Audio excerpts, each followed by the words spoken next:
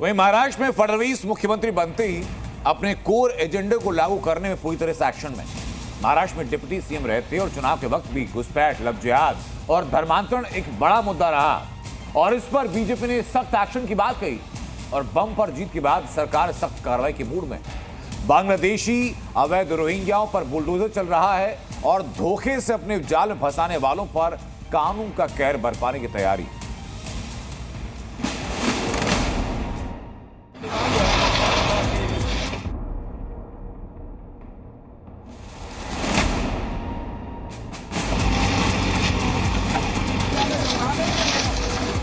सरकारों का काम होता है कि जब ऐसी बातें आती है तो कानून बनाना।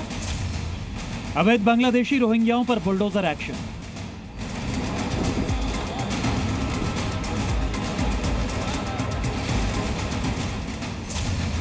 लव जिहाद, धर्मांतरण के खिलाफ कानून पर मंथन।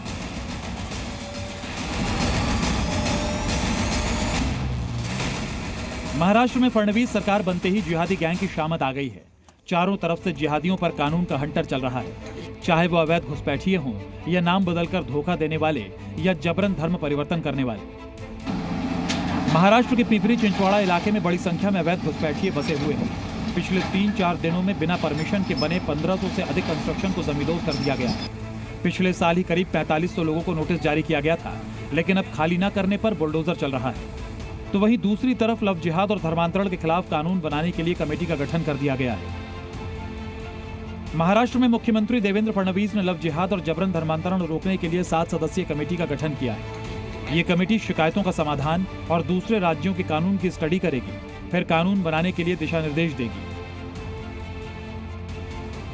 कमेटी की अध्यक्षता महाराष्ट्र के डीजीपी कर रहे हैं। कमेटी में महिला एवं बाल विकास, अल्पसंख्यक विकास, कानून और न्याय, सामाजिक न्याय और विशेष सहायता विभाग से एक, साथ ही गृह विभाग के 2 प्रतिनिधि शामिल हैं।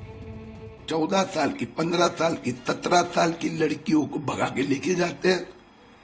कोई आजमगढ़ ले जाता है, कोई वहां से कहां लेके जाते हैं, भरमाते हैं, दबाव लाते हैं और जिस प्रकार से एक्सप्लॉयटेशन करते हैं, तो इस प्रकार के कानून की बहुत आवश्यकता है, जिसके कारण ये जो दादागिरी है कहीं न कहीं रुकेगी। जो 50 सैकड़ों बच्चियों के साथ में जो अत्याचार हुआ है, उनकी आत्माएं, उनका परिवार रईस शेख जैसे लोगों से हिसाब मांगना चाहता है कि हमारे बच्चियों को न्याय कब मिलेगा। बहुत जल्दी ये समिति रिपोर्ट बहुत जल्दी कानून बनेगा, पर समिति बंटने के साथ में ही ऐसी घटना करने वालों को और ऐसे लोगों के ऊपर अंकुश बसेगा।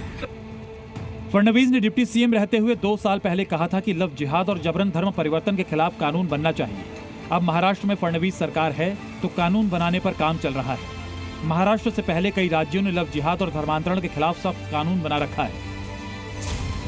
यूपी, एमपी, गुजरात, उत्तराखंड, असम, हिमाचल प्रदेश, झारखंड में लव जिहाद के खिलाफ सख्त कानून है, जिसमें 7 साल तक की कैद और 50,000 रुपए तक जुर्माने का प्रावधान है।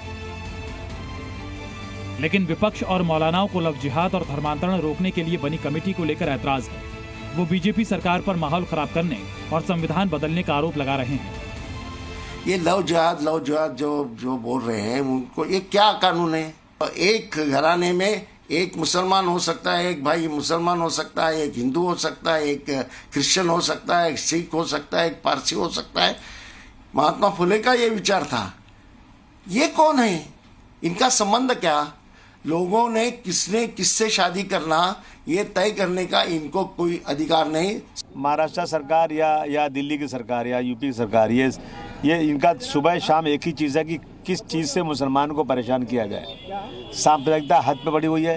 देश में आज़ादी है, एक लड़की के साथ रहे, इसका कानून बनाना चाहते हैं। एक लड़का लड़के से शादी करके रहे, ये कानून आज़ादी के बनाना चाहते हैं। और लिविंग रिलेशन में लड़की रह सकती है किसी के साथ, आज़ादी इतनी देना चाहते हैं। और जो 18 साल की उम्र के बाद अपनी मर्जी से शादी करे, अपनी मर्जी से अपना धर्म चुने, उस पर पाबंदी लाना चाहते हैं। हमें देखिए, कानून किसी एक व्यक्ति के लिए, एक धर्म के लिए, एक मजहब के लिए नहीं वजूद में आता है। कानून देश में रहने वाले हर नागरिक के लिए, हर शख्स के लिए बराबर है। लेकिन यहाँ जो पालन होता है, जो निचले लेवल पर जो इसका पालन होता है, वो सिर्फ एक समुदाय के खिलाफ होता है। फडणवीस सरकार सिर्फ लव जिहाद या धर्मांतरण के खिलाफ ही नहीं, बल्कि लिव इन में रहने वालों के लिए भी कानून लेकर आ सकती है, जिससे श्रद्धा और आफ्ताब जैसे मामले फिर सामने न आए। ब्यूरो रिपोर्ट, जी मीडिया।